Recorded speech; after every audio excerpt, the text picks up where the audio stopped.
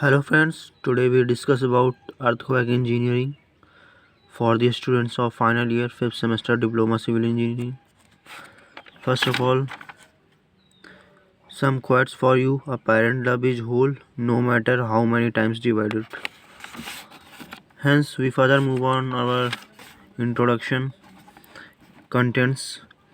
What is earthquake and cause of earthquake performance, earthquake resistant design. Fourth chapter is architectural consideration, earthen structure, masonry building, seismic construction of RC building, retrofitting, disaster and its management, and last chapter is disaster management in India. So we further move on.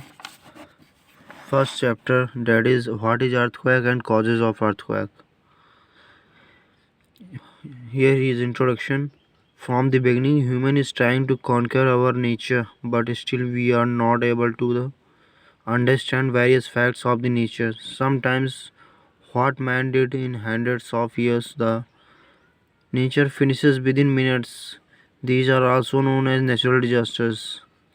Earthquake is also like this one which changes the topography of nature within minutes, resulting a massive destruction, a man-made structure. On 26 January 2001, there was a tremendous tragedy in Bhuj of Gujarat. Earthquake again on 26 December 2004. A major earthquake occurred in Sumatra of Indonesia of Southeast Asia.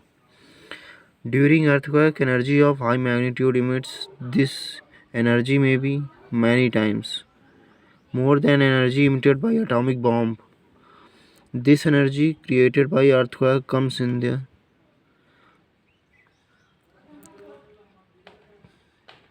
surface of Earth. Due to this energy, horizontal movement of Earth crust stars result. Simple harmonic motion of buildings situated on the surface of Earth like pendulum.